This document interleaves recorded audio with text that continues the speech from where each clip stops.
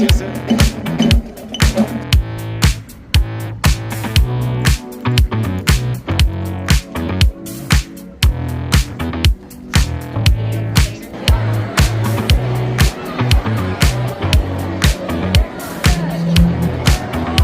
Mom. All right, what we got here? Talking about what is the history of cheer and why it was created. It was created to get the crowds pumped up at football games, some more levels, and actually compete what they do. Until the new style, all-star cheerleading came to get more. Now, cheer has no sign of slowing down in its popularity. It's also stunting, tumbling, and jumping. But competitive cheer you usually find in or out of school.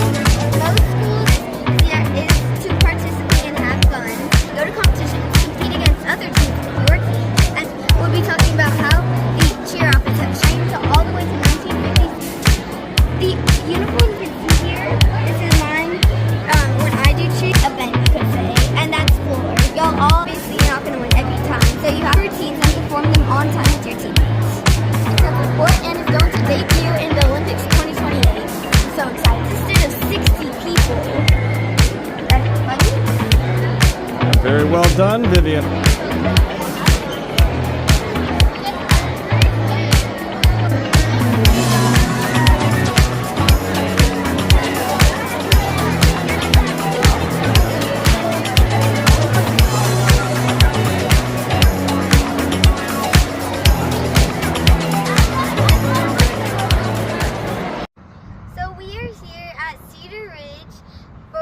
ISP project, like presenting.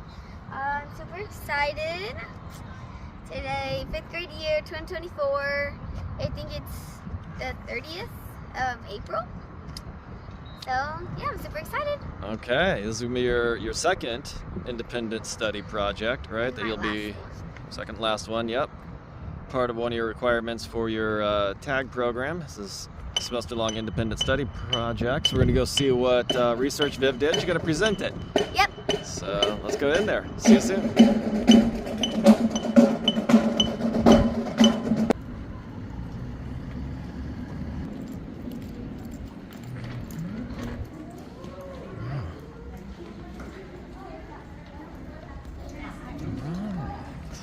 Video for later.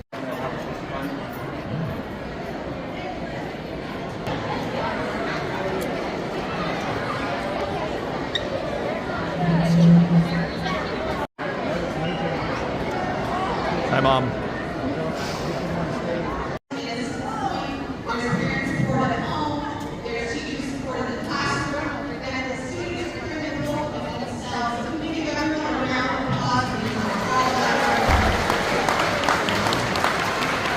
All right, what we got here?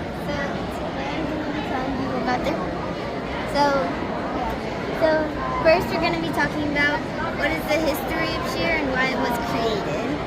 So basically cheer or recreational cheer, which we'll dive into more about what that is later, is basically it was created to get the crowds pumped up at football games, soccer games, any other types of sports before becoming its own sport. And competitive cheer was created for athletes or gymnasts who wanted to do more levels and actually compete what they do. And so, but cheer all started in 1889 when Johnny Campbell shouted some words to the crowd to get them, excited and started making them say it too. So that's exactly how cheer started. And then in the late 1920s and late 1930s, the women started joining cheer. And in the 60s and 70s, ethnic people started joining cheer more and more, and the percentage of girls in cheerleading was up to about 95%. So in the 80s, cheerleading kind of declined in popularity until the new style, all-star cheerleading, came to give more gymnasts an opportunity to do more things. In 2003, USASF was formed. The USASF developed training programs and basically built all the levels of all-star cheerleading. There's currently 7 levels, And now that, now cheer has no sign of slowing down in the popularity growing. Next we'll talk about what's the difference between recreational and competitive cheer. So recreational cheer includes dancing, singing cheers to the crowd along sidelines, football games, or again any other games. All-star cheerleading though also includes dancing some, but it also includes stunting, tumbling, and jumping. Cheer is usually only found in school. It could be found in some other events like charities but mostly you'll find it in school. But competitive cheer you'll usually find anywhere in or out of school. Most schools don't have competitive cheer, but some do. In recreational cheer, the primary purpose is to participate and have fun and to get the crowds pumped up as you do it. The main focus in competitive cheer is to go to competitions, compete against other teams with your team, and try and win them. Next, we'll be talking about how the cheer outfits have changed over time. So, first when cheer started from 1889 to all the way to 1957, cheerleaders performed in below-the-knee puma skirts and really bulky sweatshirts with black embroidered, usually for their school names. The uniforms completely changed in the 1960s though. It was acceptable to wear shorter skirts, so the skirts was above the knees. And there were still sweatshirts, but they made them more fitted. In the 1970s, saddle shoes were replaced by tennis shoes, and skirts were even higher with cleats on them. In the 2000s, since routines became harder and more complicated, we needed spandex and polyester mostly to fit the uniform. And a lot of people added like animal prints and sparkles to really pizzazz up the uniforms. Now, into 2024, nothing much has changed except a lot more gems and sparkles. As you can see here, this is mine. When I do cheer, we have a lot of gems. It's very pizzazz. We still have our name on here, and yes. Next, we'll be talking about cheer is different from gymnastics. Cheer is different from gymnastics in lots of ways. For example, cheer has only one event, you could say, and that's floor. All the teammates go on the floor together. While in gymnastics, there is floor, bars, beams, rings, and pommel horse, and they all go on competing one at a time, but they're still a team, obviously. Also, in cheer competitions, the music is more upbeat and it's really loud and noisy. There's a lot of things happening at once. While in gymnastics meets, it's usually more quiet and calmer music, with less upbeat, and it's more quiet in general. Also, gymnastics has a lot more conditioning than cheerleading because you need to be really strong to make the routines stiff as you can be, basically. That's also in cheer, but you don't do as much. Now for our last topic we're going to be talking about is how does cheer benefit you?